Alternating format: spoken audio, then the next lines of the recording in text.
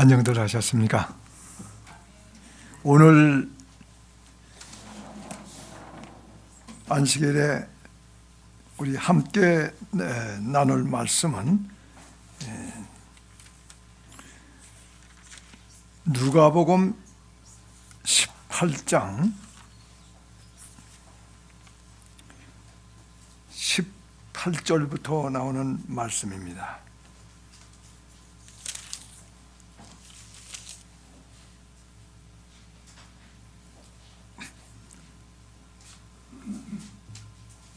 제가 읽겠습니다.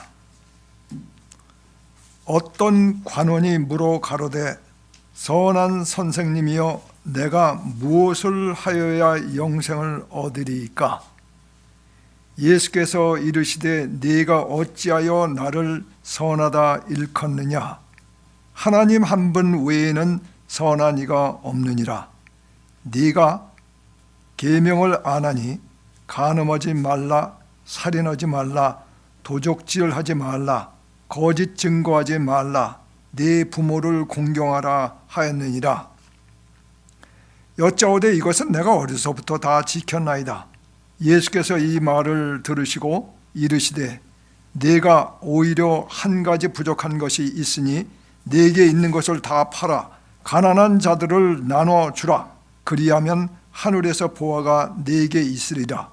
그리고 와서 나를 쫓으라 하시니 그 사람이 큰 부자인 고로 이 말씀을 듣고 심히 근심하더라.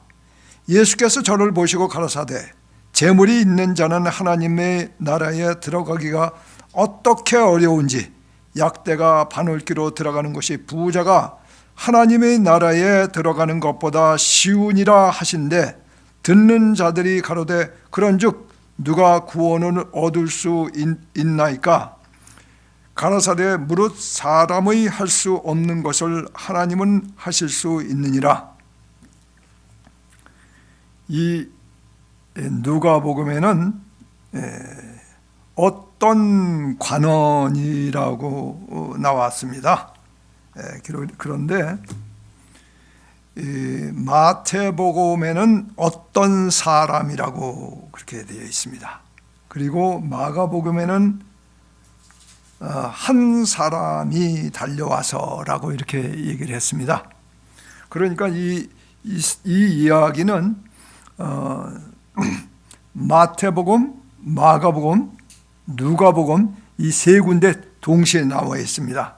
예수님과 어떤 관원이 지금 대화를 나누고 있고 그 다음에 그 대화를 제자들이 옆에서 듣고 있습니다. 그런데 이 사람이 어떠한 신앙을 하고 있었냐면은 영생을 얻고 싶어서 또 천국을 가고 싶어서 하나님의 계명을 지키고 있었던 사람이 틀림없습니다. 우리는 어떻습니까? 예수님 재림 때가 가깝다고 그렇게 합니다. 그런데 예수님의 재림 때가 가까울수록 우리가 어떤 신앙을 해야 되겠습니까? 미지근한 신앙을 해야 되겠습니까? 더욱 열심 신앙을 해야 되겠습니까? 아니면 그냥 뭐 이래도 좋고 저래도 좋고 가만히 있어야 되겠습니까? 그런데 이 사람이 확실하게 보건대 예수님께서 이 사람이 어떤 신앙을 해왔는지를 보셨기 때문에 내가 계명을 안 하니 하나님의 계명을 지키라고 그랬습니다. 그랬더니 무슨 계명이냐고 했을 때 예수님께서 말씀하셨어요. 살인하지 말라, 간음하지 말라, 도적질하지 말라, 거짓 증거하지 말라, 내 부모를 공경하라, 내 이웃을 내 몸과 같이 사랑하라 하신 것이니라. 마태복음에는 그렇게 나왔습니다. 이 사람이 가만 보니까 다른 사람 살인한 것도 없고 나쁜 이렇게 다른 사람한테 도둑질하는 것도 없고 그래서 어려서부터 난 안식일에 회당에 가고 헌금도 잘 내고 그래서 이만하면 나는 또 내가 이웃에게 최선을 다해서 이웃을 사랑했고 내가 또 부자니까 그 딴 사람한테 좀 이렇게 도와주기도 많이 도와주고 다른 사람보다는 금액을 많이 했다 이 말이에요. 그리고 교회 건축 헌금할 때도 헌금을 좀 많이 했을 겁니다. 그리고 헌금도 낼 때도 좀 더 많이 내고, 그러니까 어쩌면 오늘날로 말하면 교회에서 유력한 장로님 이 정도로 이렇게 인식을 받았을지 모르겠습니다. 그리고 또 헌금을 낼 때에 헌금 누가 얼마 냈는지를 잘 아는 사람들이 제자들이에요. 그래서 제자들이 딱 보니까 이 사람은, 다른 사람은 몰라도 이 사람은 그래도 이 예수님 천국은 분명히 갈 수 있겠다라고 생각을 했고 이 본인도 그렇게 생각했던 것 같습니다. 그런데 이 사람이 좀 더 확인을 해볼 필요가 있을 것 같아요. 내가 정말 예수님 내가 구원을 받을 수 있는가, 내가 영생을 얻을 수 있는가 해서 확인하기 위해서 예수님한테 물어봤습니다. 예수님을 하나님이라고 믿지 않고 있어요. 이 사람의 말에 의하면 선한 선생님이라고 그랬어요. 선생님이에요, 그냥.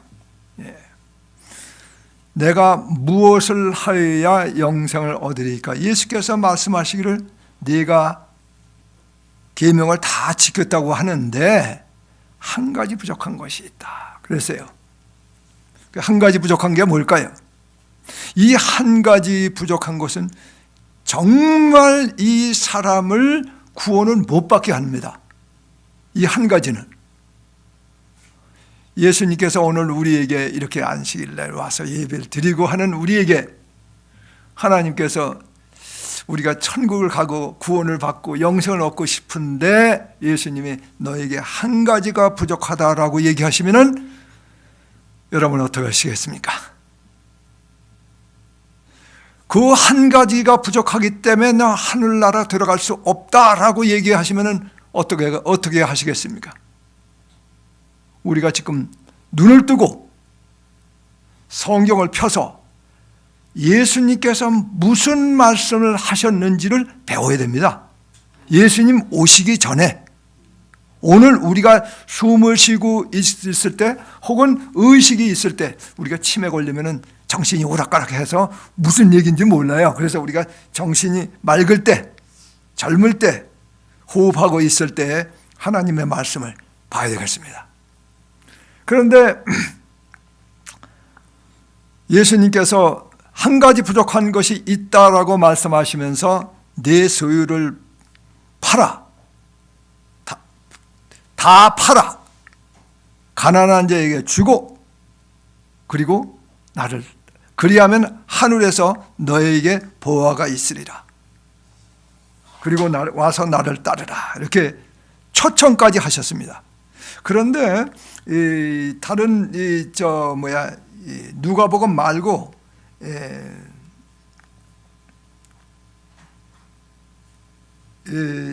예수님이 마가복음에 보면 예수님이 이 사람을 정말 사랑하셨어요. 그래서 사랑하셔서 오라고까지 이렇게 부르셨어요. 이 사람이 구원을 받기를 정말 원하셨어요. 그러면서 그 사람이 무엇이 부족한지를 알려주셨는데 내 소유를 다 팔아 가난한 자에다 주라. 그리하면 하늘에서 보호가 있으리라고 그랬습니다. 근데 그 사람이 재물이 얼마나 많은지 근심하며 예수님을 떠나갔습니다. 그 재물을 지금 현재 누가 가지고 갔을까요? 그 사람은 무덤에 들어가 있습니다. 지금이요. 재물은 누가 가지고 갔는지는 몰라요.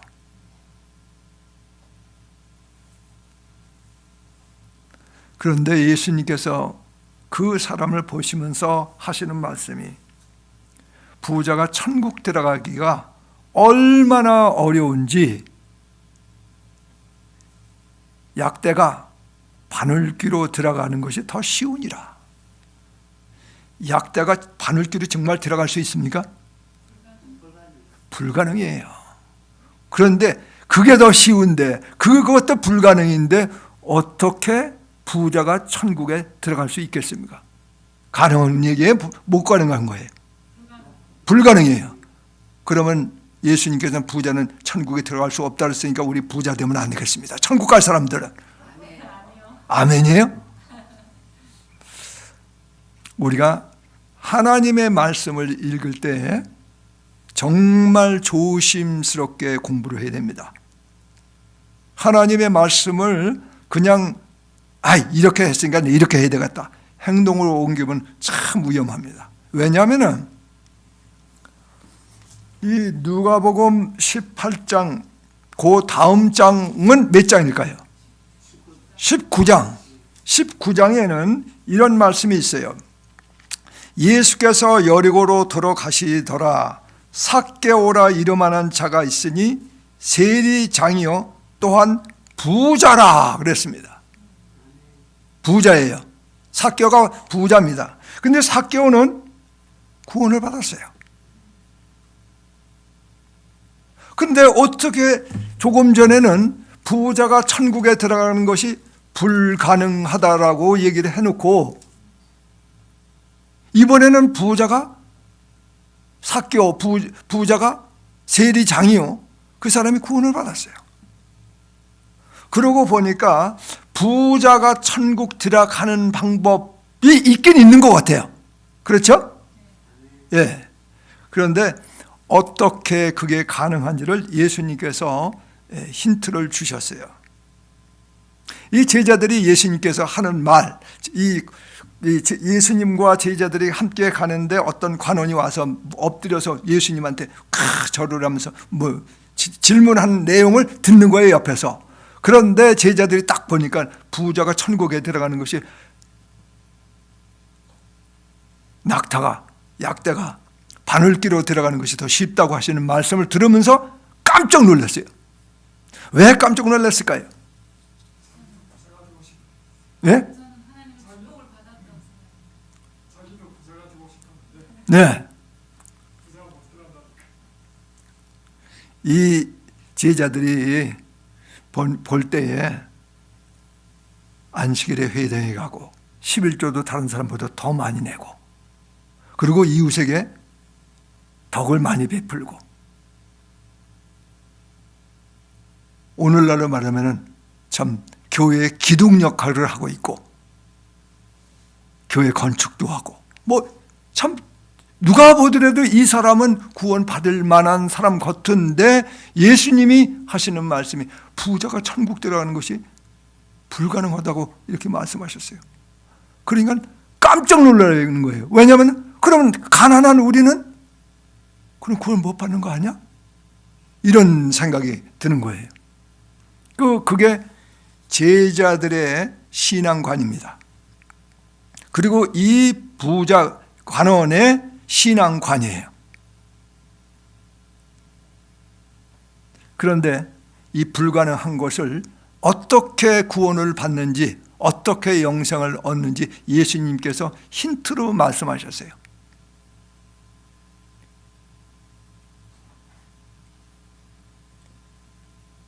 무릇 사람의 할 수 없는 것을 하나님은 하실 수 있느니라.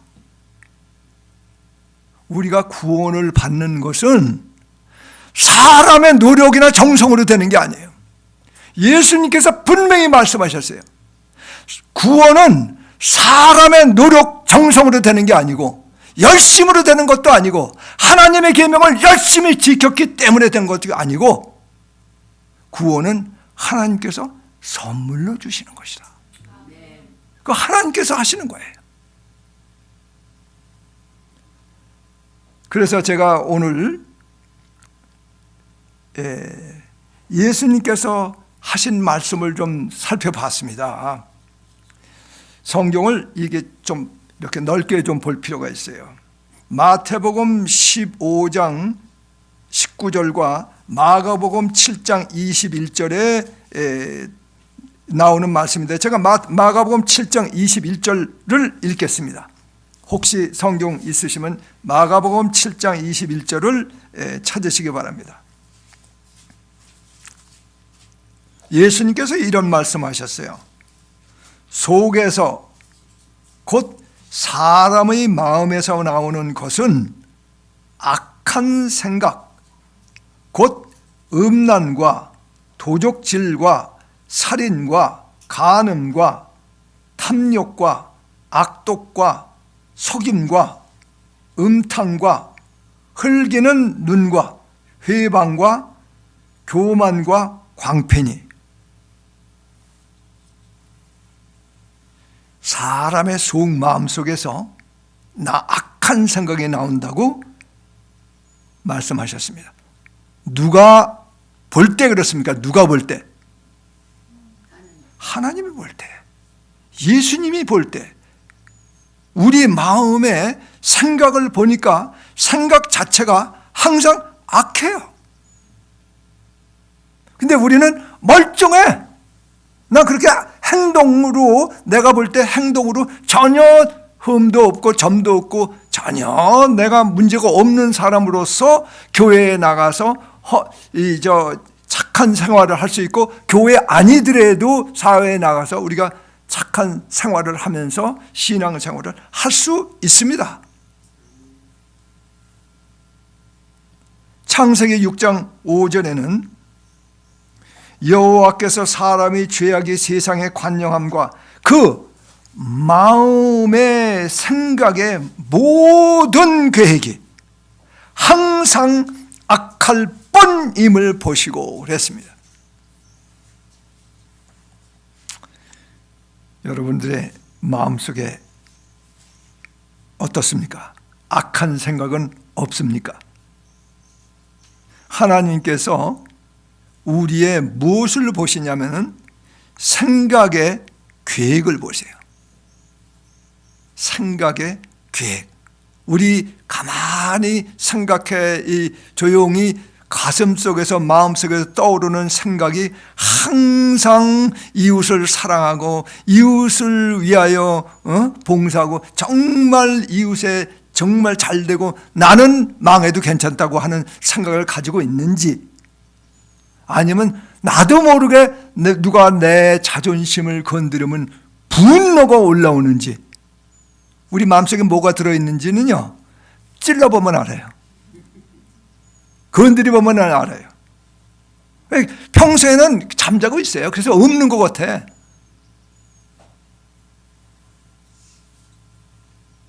그런데 자존심 건드려 보거나 누가 나한테 손해를 끼치는 행동을 하면은 겉으로는 그래도 목사님 체면에, 장로 체면에, 집사 체면에, 그래도 내가 재림 교인인데, 그래도 예수님 재림의 날 구원 받아야 되겠네, 그런 체면 때문에 아이 뭐 괜찮습니다 하지만 속에서는 뭐가 올라오고 있어요? 자존심 건드리거나 손해 끼치게 하면 이게 올라온다고 해야 돼요.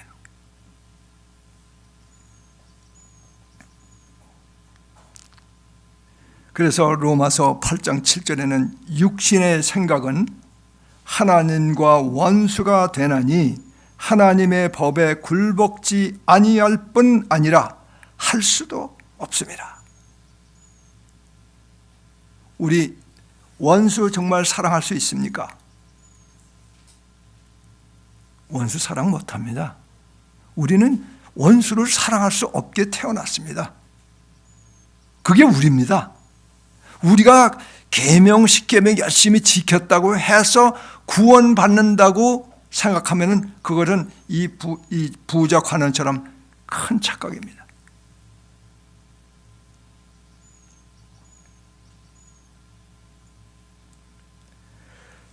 고린도전서 13장 3절에는 이와 같은 말씀이 있습니다. 내가 내게 있는 것으로 구제하고 또 내 몸을 불사르게 내어줄지라도 사랑이 없으면 내게 아무 유익이 없느니라. 즉 내가 내게 있는 모든 것으로 구제하는 일에 열심히 하고 또 내 몸을 불사르게 남을 위하여 불사르게 내어줄 수 있어요. 있는데 모두 뭐가 없을 수 있어요? 사랑 없이 할 수 있다 이 말이에요. 그러니까 우리가 행동으로 뭘 하느냐 안 하느냐 그거 중요하죠. 그러나 실질적으로는 무엇이 중요하냐면 그 마음속의 동기가 뭐냐.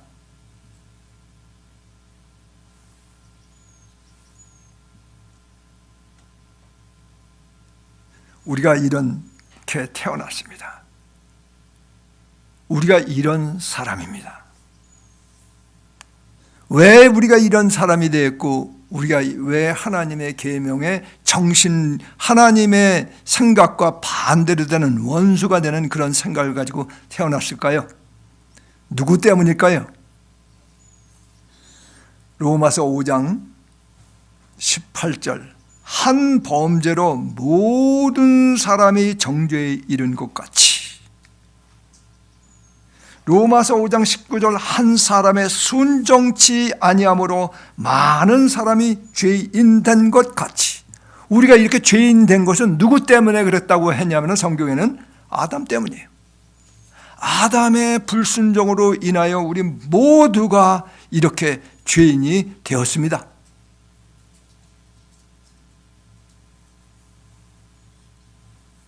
심지어 고린도전서 15장 22절에는 아담 안에서 모든 사람이 죽었다 그랬어요.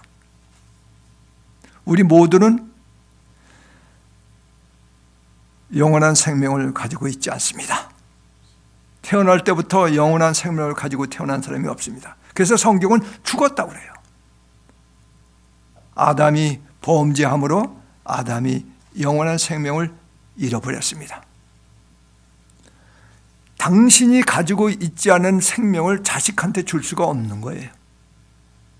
우리는 우리 부모님이 우리한테 영원한 생명을 주지 않았기 때문에 우리는 영원한 생명 없이 태어났습니다. 그래서 성경은 우리는 아담 안에서 다 죽었다고 합니다.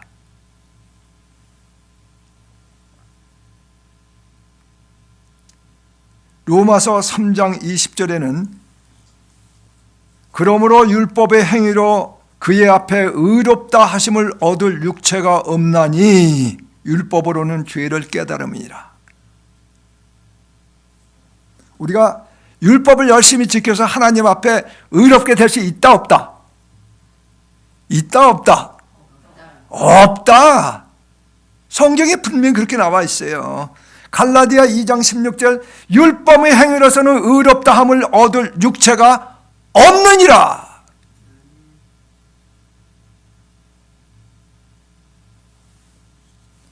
우리 속 마음이 그렇게 태어났기 때문에 태생적으로.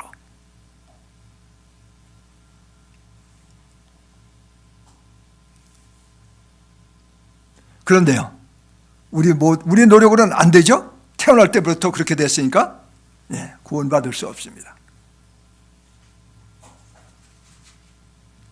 그런데 하나님은 우리 모두가 구원을 받기 원하세요.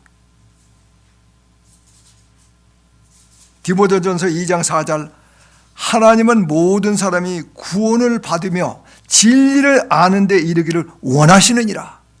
아멘. 하나님은 우리 모두가 구원받기를 원하세요.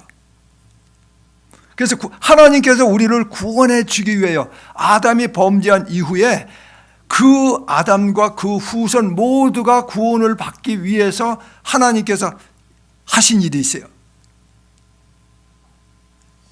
곧 에베소서 1장 4절부터 읽겠습니다. 창세전에 그리스도 안에서 우리를 택하사 우리로 사랑 안에서 그 앞에 거룩하고 흠이 없게 하시려고 하나님 앞에 우리가 거룩하고 흠이 없게 해주시겠대요. 그렇게 해주시기 위하여 하나님께서 하신 일이 우리가 그리스도 안에서 그의 은혜의 풍성함을 따라 그의 피로 말미암아 구속 곧 죄 사함을 받았으니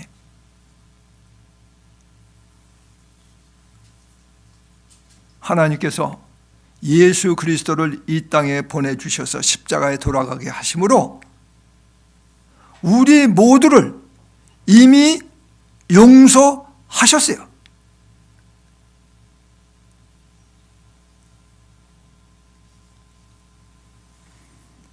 계시록 13장 8절에는 창세 이후로 죽임을 당하신 하나님의 어린 양,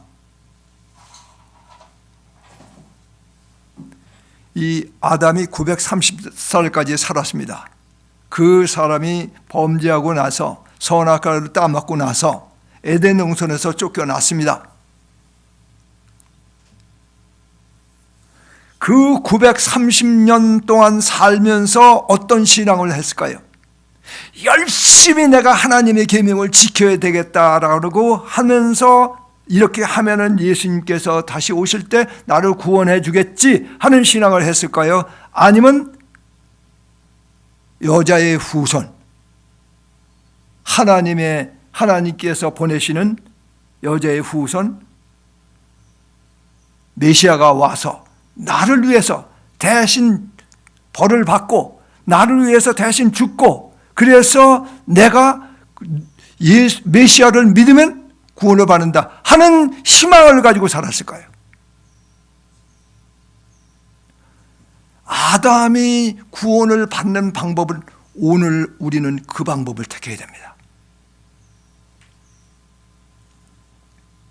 요한복음 1장 29절, 요한이 예수께서 자기에게 나아오심을 보고 가라되 보라 세상 죄를 지고 가는 하나님의 어린 양이로다.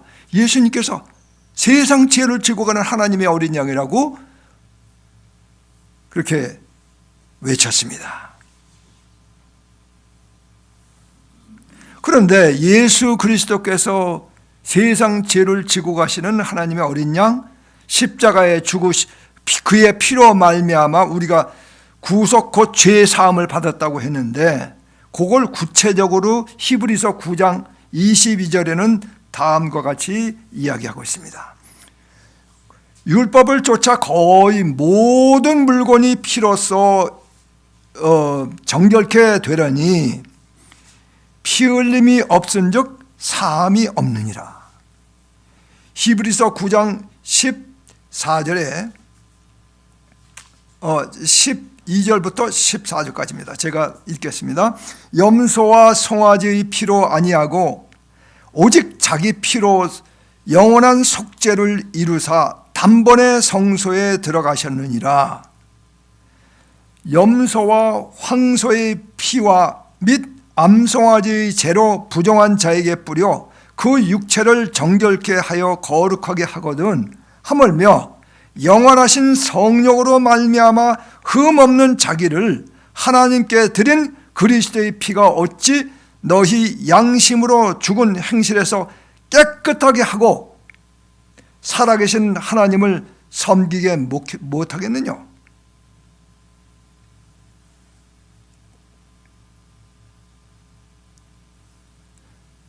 제가 그 전에 몇 년 전이에요. 알래스카를 여행을 갔습니다. 알래스카 여행을 갔는데 어느 시골 알래스카는 별로 사람이 없습니다. 그 시골입니다. 그런데 백인인데요, 무슨 말을 해요. 근데 영어로 얘기를 하지 않고 이상한 말을 해요. 제가 물어봤어요. 무슨 언어를 사용하냐고 그랬더니 지금 우리는 러시아 말을 하고 있다고 그래요. 그 러시아 말을 하는데 러시아 말을 무슨 얘기를 했냐고 그랬더니 우리가 지금 우리 친척이 러시아에 있는데 친척하고 전화를 이렇게 하면서 우리가 언제 러시아에서 가서 만나자 그렇게 했대요. 그러냐? 제가 그 말씀을 그 얘기를 들으면서 부뜩 무슨 생각이 들었냐면, 당신네들 여기 얼마나 살았냐 했더니 우린 대대로 여기서 살았다고 그래요. 대대로. 제가 제가 알고 있는 역사 지식에 의하면은 이 알래스카는 원래 러시아 땅이었어요. 러시아 땅이었는데 러시아 황제가 그 땅을 미국한테 팔았습니다. 그래서 미국이 돈을 주고 그 땅을 샀습니다. 그래서 러시아에서는 그 황제가 참 잘 팔았다고, 그 얼음만 있는 그 알래스카 못 쓰는 땅 그거 아주 잘 팔았다고 그렇게 칭찬을 하고, 미국에서는 그 얼음만 있는 땅을 왜 그걸 샀냐고 해서 그 미국에서 돈을 주고 산 그 대통령에 대하여 이렇게 원성이 있었다고 제가 이해하고 있습니다. 그런데 지금은 알래스카가 전략적으로 엄청난 가치가 있고 거기서 기름이 엄청나게 나와요. 지금은 이제 상황이 달라졌죠. 그런데 알래스카에서 이 러시아 땅이었을 때 알래스카에 살던 사람들, 그 사람들은 계약을 할 때에 그 사람들이 러시아에 돌아가고 싶으면 언제든지 돌아가게 하고, 아니면 여기서 그냥 계속 살고 싶으면 여기 계속 살도록 그렇게 했어요. 그래서 이 사람들이 러시아로 돌아가지 않고 대대로 알래스카에서 살던 사람들이에요. 가족들이 있으니까 거기서 이렇게 살고, 또 친척 비행기 타고 가끔가다 오고 가고 그러는데, 이 사람들이 이제 러시아를 가려고 그러면은 무슨 비자를 받아야 됩니까? 무슨 여건이 있어야 됩니까? 미국 여건이 있어야 돼요. 미국 땅이기 때문에 그 사람들은 미국 땅이기 때문에 미국에서 살면 미국 사람이에요. 그런데 그 사람들이 미국 사람임에도 불구하고 내가 관공서에 가서 나 여권 하나 주시오 라고 하지 않으면 그 사람은 여권이 없어요. 제가 드리는 말씀은, 이 사람이 알래스카에서 살기를 대대로 살아왔어요. 이 러시아 말을 사용하고 있어요. 내가 아무리 주위에 봐도 전혀 변화된 게 없어요. 그런데 그 사람이 지금 미국이 러시아 황제한테 돈을 주고 사는 그 순간 그 사람들은 어느 나라 사람이 됐습니까? 미국 사람이 됐어요. 그런데 난 안 믿어, 싫어, 그냥 그리고 나 가만히 있어, 이렇다 해서 그 사람이 해결되는 문제가 아니에요. 나는 그래? 그러면 미국 관공서에 가서 여권을 받아야 되겠다. 미국 여권. 그래서 신청하면 되는 거예요. 그걸 안 믿으면은 내가 전혀 변화가 없는데 내 무슨 소리야? 이렇게 주장했다고 해서 이 사람이 비행기를 타고 러시아를 갈 수 있는 게 아닙니다. 제가 드리는 말씀은 아담 때문에 우리 모두가 죄인이 되었습니다. 우리 속 마음속에 하나님과 원수가 되어 있는 그런 상태로 되어 있습니다. 우리는 원수를 사랑할 수 없게 태어났습니다. 아담 때문에. 그런데 예수 그리스도께서 우리 대신 대가를 지불하셨어요. 죄의 대가를 지불하셨어요. 예수님께서 우리 대신 죽으셨어요. 십자가에 죽으셨어요. 그래서 누구든지 예수님을 믿으면 멸망치 않고 영생을 얻게 하셨어요. 우리가 열심히 무엇을 했기 때문에 구원을 받는 게 아닙니다. 우리가 무엇을 열심히 했기 때문에 의롭게 되는 게 아니에요. 우리가 그의 피로 말미암아 믿음으로 의롭다 하심을 받게 됐어요. 그리스도께서 십자가에 죽지 않으셨다면 우리에게는 희망이 없어요.